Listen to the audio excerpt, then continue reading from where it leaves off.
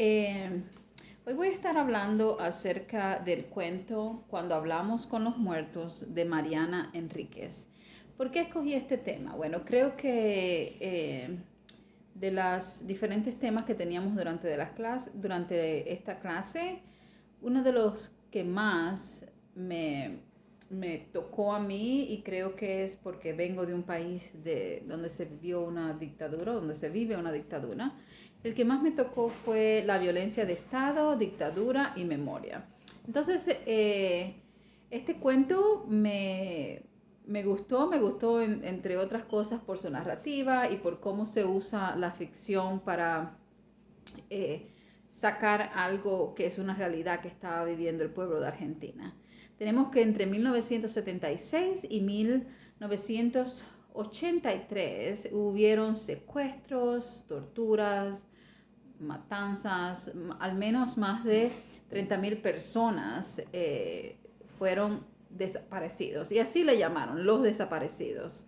Eh, cuando miramos los diferentes tipos de violencia, este tipo de violencia, o sea, de las torturas, las matanzas, estas violencias es, físicas y psicológicas, podría estar denominada o dentro de la categoría de violencia estructural. Pero hoy quiero hablar un poquito más adelante. No quiero hablar de la violencia causada a primeras personas, que fueron estas personas que durante este tiempo de dictadura en Argentina, entre el 76 al 83, desaparecieron. No quiero hablar de eso, pero sí quiero hablar de lo que pasó después, que creo que también es la referencia que hace Mariana Enríquez en este cuento cuando hablamos con los muertos. Y también está este otro cuento que leímos, La Escuelita, que hace referencia de esta primera parte, que fue donde las personas fueron raptadas y torturadas. Crecí, como decía, en un país de una dictadura, donde en el año 1959 la dictadura de Fidel Castro tomó poder, quitando a otra dictadura que había ya, que era la de Fulgencio Batista. Y recuerdo siempre a mi abuela haciendo las historias de cómo fue esa transición para el país, de cómo pasó de las manos de un tirano a otro peor. Y ella contaba eh, que como su hermano una vez fue golpeado porque estaba en contra de la revolución y nadie daba explicaciones, o cómo el presidente Fidel eliminó todo lo que tenía que ver con creencias religiosas de las casas, y entonces en vez de tener estatuillas para adorar o vírgenes y todo esto del folclore religioso, lo que ponían era Fidel, y él ponía una foto de él en las puertas diciendo: aquí en esta casa se adora a Fidel. Entonces, tantos cambios que hubieron que causaron tanto trauma y tantas secuelas en la población. Creo que por eso sin ignorar la violencia femenina, la violencia del narcotráfico, las violencias de otro índole, sin ignorar eso, creo que la violencia de Estado, dictadura, fue la que más me movió a mí, o la que más quizás me tocó vivir un poquito de eso.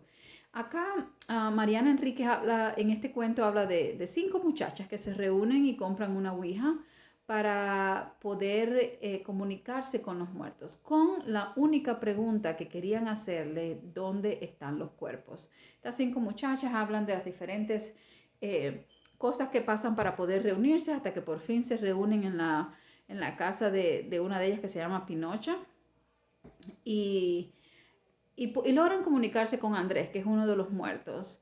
Y cuenta a ella en su historia que este muerto no fue uno de los desaparecidos en Argentina, que estuvo en México y murió en un accidente. Pero cuando están hablando, ella narra que cada una de las muchachas tenía a alguien desaparecido. Una tenía un vecino, otra tenía el novio de una tía, otra tenía otro pariente, y Julita tenía a su mamá y a su papá que se había desaparecido. Y cuenta que Julita vivía con sus abuelos porque cuando la dictadura cogió a sus padres, ella y su hermanito quedaron en el cuarto, y que su abuela llora constantemente y no tiene lugar donde poner las flores para sus hijos que se murieron. Y entonces Julita quiere encontrar los padres, el cuerpo de los padres de ella.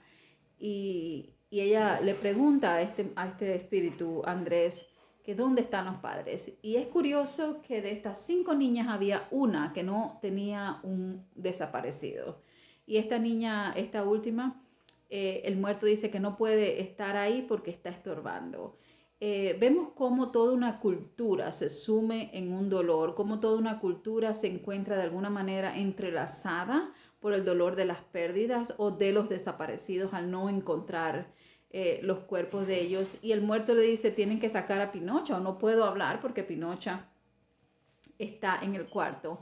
Y era por el simple hecho que Pinocha era la única que no tenía a alguien desaparecido. Vemos este trauma o este violencia psicológica que afecta a segundas y terceras generaciones. Y pensamos que la violencia solo ocurre en una primera generación o en una primera persona. Pero aquí es una evidencia el caso de Argentina y de Chile. Y bueno, en mi caso, en Cuba vemos cómo la violencia estructural puede afectar violencia estructural de Estado, puede afectar otras generaciones.